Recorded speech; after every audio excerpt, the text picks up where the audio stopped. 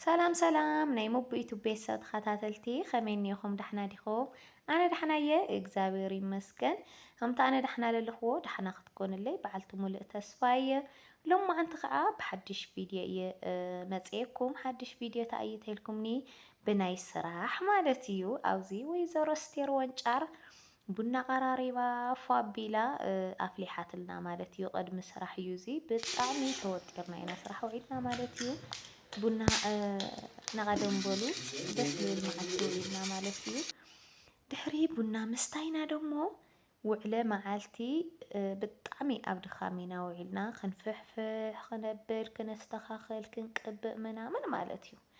ኣብዚ ምሸት ኢና ጀሚርናዮ ምክንያቱ ማይ ክፍኪፍ ኢሎም ምድራቕ ስለለኣበየና ኣብዚ ትሪእዋ ኣለኹም ኣስቴር ኣይምችየናይ ከፍ ኢልና ክልቲአና ኣነይ ንእስተልዒለ ኢላ እያ ትሪእዎ ኣለኹም ጣውላና ላተዓራረና ኢና ማለት እዩ። ስራሕ ክቡር እዩ። ያው ኣስቴር ሓፍተይ እያ ኣላሚዳትንላ እየሳ ሰልጢና ማለት እዩ። ሓደ ሓደ ግዜ ሲ ዋጋ ዘለዎ ሰብ ክበካ ተሎ ብጣዕሚ እዩ ደስ ዝብለካና ስራሕ ኣብ ስራሕ ተወጢርካ ክትውዕል ተለኻና ምስ ደቂ ኣንስትዮ ተኣኪብካ ክትውዕል ተለኻ ክብሩ ለለወይን እዩ። ደቂ ዓበይቲ ዋይ ማዕረይ ፅቡቅ ገበርካ ሕማቅ ገበርካ ሕማቅ ወረ ምምፅኦ ይተርፍ ኢልና ትሪእዎ ኣለኹም ደስ ልብል ስራሕቲ ላሰራሕና ኢና። መብራት በዓልቲ ክዲ ክትሰርሑ እዩ እዚ ክዲ ክተምፅኡ እዩ ምናምን ትብላኒ ትሪእዎ ኣለኽን ምስ ሲስተር ሽኮር ኢና ንሰርሖ ከምዚ ኢላ ገበርና ብዙሕ ድኻም እዩ ኣለዎ ብእውነት 500-400 እያ ከስፋ ምንም ዋጋ የብላይ ማእገርካ ግን ብጣዕሚ እየ ለድክመካ ማለት እዩ። እቲ ኢንቦክስ ብጣዕሚ እዩ ለጨነካና ከምዚ ጌርና ላሰራሕና ኢና በዓልትና እንታይ ድዩ ሙሉእ ብሙሉእ እንኳን የውፃናየ ምክንያቱ ስራሕ እዩ ናይ ስራሕ ናይ እንጀራ ጉዳይ ስለዝኾነ ሙሉእ ነገር ካብ መጀመርያ ይኮና የምፂናየ ግን በዓልትና ካብ ንሰርሖ ንምርግጋፅ ዝኣክል እዩ። ካብኡ ደሞ ንስኻትኩም ከዓ ከም ተተባብዑና በዓልቲ ሙሉእ ተስፋ እየ ምክንያቱ ብዙሓት ረኮቦታት ሸይጥና ኢና እስካዕ ሕዚ እግዚኣብሔር ይመስገን። ሕዚ ደሞ ልተረፍኩም ብዙሓት ንገዝአክ ነርና ግን ባዕልክ ክትእዝዝ እየ መብራት ዋላስ ሰሪሕኺ ኢኺ ብኢድ ክተምፅዮ ዋላስ ካብ ካሊእ ኢኺ ልበልክናኒ ንዓኻትን ንምርግጋፅ እዩና መጀመርያ ኣስቴር ሽኮር እያ ሰልጢና መፅያ ካብኡ ከዓ ንዓየይ ኣሰልጢናት ንዝሓፍተይ ማዕረይ ማለት እዩ። ብእውነት ቃላት የብለይና ከምዚ ጌርና እዚ ክንደይ ሰዓት መሲልኩም ኣካባቢ ሰዓት 8 ምናምን ኮይኑ እዩ ላሰራሕና ማለት እዩ። ትሪእዎ ኣለኹም ደስ ክብል ክነግረኩም ኣይክእል እዩ በእውነት ዋላ ዳኣ ድኻም ይሃልይ እምበይ ከምዚ ስርሕርሕ ኣቢልካ በቃ ሞያ ይቁም ነገር ኢለ ኣሎ ኣቕሓ ክትሰርሕ ተለኻ ናይ ሕልና ዕግበት እዩ በቃ ደስ ዝብለካ እዩና ርግጥ ከምዚ ኢልካ ላብ ሚድያ ክመፅእ ኣይግባእ ግን ፍርቃ ፍርቂ ኢና ኣምፂናዮ ምክንያቱ ልደኸምካሉ ስራሕ ልማንም ክትዕበይ የብልካ ኢል ማለት እየ እምበይ ክወፅእ ኣይግብኦይ ነይሩ ግን ስኢልና ቅንጭብ ቅንጭብ ምክንያቱ ብዙሕ ድኻም ኣለዎ እግዚኣብሔርን ብዙሕ ማለት እዩ። ኣብ ፀሓይ ብዙሕ ሰዓታት ኢኻ ትግተር ብጣዕሚ ኢኻ ትደርቕ ኣብኡ ምስኡ እና ኣብዚ ትሪእዎ ኣለኹም ሰብ ፀጥ ኢሉ ሃሪሱ ክልቲአና ኣንስትሪ ብጣዕሚ እዩ ለለደኺሙና ኣዳመይ ከንፈራ ደርብያ እያ ነይራ ኣብዚ በቃ ትሪእዎ ኣለኹም በተለይ ኣስቴር ስብለይ እውን እያ ሸንፈፋ ጠሙትዋ ትሪኡ በቃ ሸንፈፋ ደርብያ እያ ዳርጋ ኣነ ለዳርጋ እየ መብራህቲ ደሞ ሓሳስ እዩ ኣምፑሉ በተለይ ናስቴር ሽኮር ክላስ ማለት እዩ።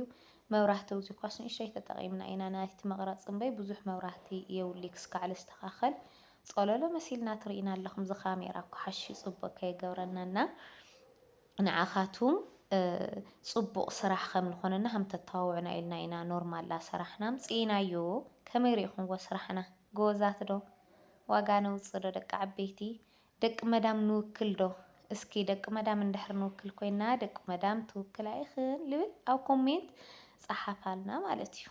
ኣብዚ ኣስቴር ጓል እያ ትኽዳና ላሰሓበት እያ ማለት እዩ። የኔ ማር ብጣዕሚ ኢና ተሃኪና ባይዘወይ ንጉሆ ሰዓት 4 ኣካባቢ ጀመርና ኢና ማለት እዩ ትእዛዝ ስለዝነበረና እዩ ለኣዘዝክና ንኣሕዋተይ ከዓ ብዚ ኣጋጣሚ ይኸው ተሰራሪሕ ኢልክን ኣሎ መጨረሻ ክትሪኦ ኢኽን ደስ ዝብል እግሪ ምጥባቅ ጥራሕ ይተሪፍና ክነጠባብቆ ኢና ስለ እና ከምቲ ትሪኦ ኣለኽን ከመይ ሪኢኽንኦ ስራሕና ፅዋ ደጋጊመልክን ዳ እምበይ ዘን ኣሕዋተይ በተለይ ደቂ ኣንስትዮ ኣሕዋትና ንውክል ዶ ንእሽተይ ስራሕ የለይ ኣይኮነ እንደዚህ ማለት እዩ። ብጣዕሚ እዩ ደሞ ሰብ ፈትይዎ ማለት እዩ ብጣዕሚ ማለት እዩ። ዋ እንታይ እዩ እዚ እንታይ እዩ እዚ ሻዕ እዩ ምናምን ኢለናና እና ንስኻትን ከዓ ሼር ላግበርክን ላብ ብዙሕ ሰብ ክበፅሕ ግበራልና ደቂ ዓበይቲ ዋይ ማዕረይ በዝሒ ከምዚ ዝሰርሕ ሰብ የለይ።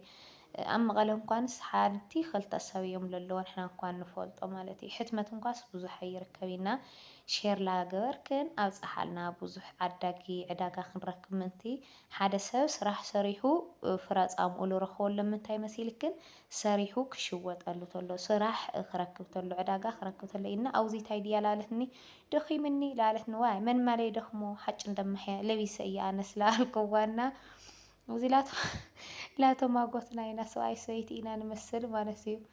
ኣነ ለ የመና ደኺምኒ የመና ካብኡ ላውቅዕትኒ እያ እዚ እንታይ ኢና ላተባኣስና ድዕየነ ይፈልጢ ላተማጎትና ኢና ኢዳ ሓፍ ተብለለይ ላ ምውቃዕ ተሪፍኒ ማለት እዩ። እና እንድሕር ደኺምካ መቸም ወግዕለ ኢኻ ትፀልኦ በእውነት ክሻው እዚ ንሰርሕ ስለኾነ ቪድዮ ርኢና ጥራሕ ስሕቕ የምሽና ሓንሻብ ንስሕቕ ሓንሻብ ንናደድ እምበይ በቃ ከናፍርና ኢና ደርቢና ነርና ልክዕ ቪድዮ ምስ ረአና ግን ዋው ከመይ ጌርና ኢና ቸብቸብ ኢልና ዝሰራሕና ድኻምና ርስዕስዕ ኣቢልና ማለት እዩ። ካብኡ ከዓ ብጓሓትና ተላዒልና ገፅና ተሓፃፂብና ኩሉ ነገር ቀባቢእና ምስ ሓደርና ንጓና ከዓ ተሲእና ማለት እዩ። ደቂ ዓበይቲ ዋይ ማዕረይ ዳርጋ ኣብዚ ተኻኺና እዩ ኩለና እሱ ኢሉ ብእግዚኣብሔር ፍቃድ እዩ ጥዑይ ተሰሪሕልና ንፋስ ተየተየ ምናምን በይ ንፋስ ተኣትይዎ እዚ ደሞ ብጣዕሚ እዩ ሕማቕ። እንድሕር ዕሪለይ ተስተኻኺሉ ውሽጡ ዝቕባእ እኒኦ ዝስተኻኸል ነይሩ እንድሕር ዘይስተኻኸለ ብጣዕሚ እዩ ንፋስ ዝኣትዮ ኪሳራ ኮይንካ ኢኻ ተተርፍ ማለት እዩ። እና ብደንቢ ጥንቃቐ ዝተመልኦ ስራሕ እዩ ረአይዎ ከምዚ ኢላ ገርና ኢና ንሰርሖ ደቂ ዓበይቲ ዋይ ኣዚዘ ተረፍ ኣትሪፈ ዝሸጦ ከይመስለክን ይኸው ለኣኻትን ንምርኣይ ዝኣክል እየ ዘን ኣሕዋተይ ማዕረይ ክትስልጥና ትደልያ በተለይ ኣብ ትግራይ ተሊኽን ክትስልጥና ትደልያ ነሰልጥን ንኽእል ኢና ይኸው እዚ ደሞ ወዳዲእና ኩሉ እዚ ቀባቢእና ማለት እዩ ከይፈስስ ወሰን ወሰኑ ከዓ ከይፈስስ ስኡ ኢልካ ይኾነ ዘው ኢልካ ዝቕባእ ሚዛናት እኒአዎ እዩ ክንደይ ክንደይ ሓምሉ ኮነ ከቢድ እዩ ግን ብጣዕሚ እዩ እንትን ዝብለካ እዚ ከዓ ምስ ጠበቐ ማለት እዩ ረአይዎ ኣጠባቢቕና ድሕሪ ሓደ መዓልቲ እዩ ዝጠባበቕ ብጣዕሚ እዩ ደስ ዝብል ረአዮ እቲ ልበይኑ ነበረ ረአዮ ክልተ ረከቦትና ክልተ ሰርቪስ ኮይነን ማለት እዩ። ሕዚ ተን ሓንቲ ላፍቲኣ ላፍቲኣ ክግበራ እየ እዚ ከዓ ናይ ሰርቪስ እግሪ ማለት እዩ። ክትርእይዎ ኢኹም ደፊእና ከነጣብቆ ኢና ማለት እዩ። ይኸው እዚአን ሰራቪስ እየን ብጣዕሚ ደስ ዝብል ክትሰርሖ ዋላ ልፍዓት ይሃልየ ግን ደሞ መጨረሽኡ ዓወት ዘለዎ ስራሕ ይረአይዎ እዚ ደሞ ኣጠባቢቕና ክልተ ረከቦት ተን ክልተ ሰርቪስ ከዓ ረአይዎን ከምዚ ጌርካ ግዜ ይደሊ እዩ ክንክን ይደሊ እዩ ሚዛን ይደሊ እዩ ላብ ለግንኻ ስኢካ ጠረብረብ ኣቢልካ ዝስራሕ ኣይኮነይ ግን መጨረሽኡ ግን ብጣዕሚ ናይ ሕልና ዕግበት ኣለዎ ማለት እዩ። እና ቁፅሪ ስልኪ ኣብ ፕሮፋይል ኣለኩም ኣብ ፌስቡክ ጀግናይ ኣረብ ሃገር ሴት ልብል ኣዝዙታ ምንፃፍ ለለዎም እኒአ እዩ ምስ ምንፃፉ ምንፃፍ ብልለለኹሞ ካብኡ ደሞ ብክብም ንሰርሕ ኢና ብክቢ ማለት እዩ ብዝመረፅኩኖ ዲዛይን ንሰርሕ ኢና መብዛሕትአን ኣሕዋተይ ከዓ እዚ እንታይ እዩ ሽሙ እዚ ፎርኔሎ ገለ ትብላ ኢኹም ፎርኔሎ ይስራሕ እዩ ግን ሓሺኻ ምስራሕ ኣይደልን ይቐልጥ እዩ ኢንቦክስ ይቐልጥ ስለዝኾነ እዩ ፈርኔሎ ክስርሖ ለይደለኹ ኣነ ኪሳራ ምዃን ዋጋ የብሉ ምክንያቱ እንጀራ እየቁርስ ኢና ሰርቪስ እና ብያንስ ወይና መልዕ ቁርሲ ገለ ተይለ ኮይኑ ከቢድ እዩ እና ትርእይዎ ኣለኹም ኣብዚ ንኻልኣይ ግዜ ምፅያ እኒኦ እንታይ መሲልኩም ክትርእይዋ ኢለ እየ ምንፃፋ ማለት እዩ። እና ብጥቕሚ ምውዳቕ ኣይፉቲ ብእውነት ሕማቕ እዩ ምክንያቱ ኣብ ከይዲ ሂወትካ ንገንዘብ ተሸኒፍካ ሕማቕ ስራሕቲ ምስራሕ ዋጋ የብሉ ኢለ እየ ዝኣምን ከም ሓንቲ ኣነና ፎርኔሎ ስለ ዝቐልጥ እዩ እምበይ ንመልክዕ ተይለ ኮይኑ ሓዊ ክቕረብ ኣይኽእል ይቐልጥ እዩ ኢንቦክስ ከይትሽወዳ ማለት እዩ። ግድናባይ ክትእዝዛ ወይ ገለለ ይኾነ ኣብ ማንኛውም ነገር ይቐልጥ እዩ። ስለዚ ሰርቪስ ምስ መቐመጢኣ ክትስልጥኑ ትደልዩ ኣጓላትኩና ኣወዳት ደሞ ቁፅሪ ስልክ እኒአኩም ክትድውሉ ክትፅሕፉልና ትኽእሉ ኢኹም። ደቂ ዓበይቲ ዋይ ማዕረይ ስራሕና ተፈቲኹምዎ ሼር ሳብስክራይብ ላይክ ላጎርኩም መተባብዑና ፀፅቡቕ ንዓኹም ባይ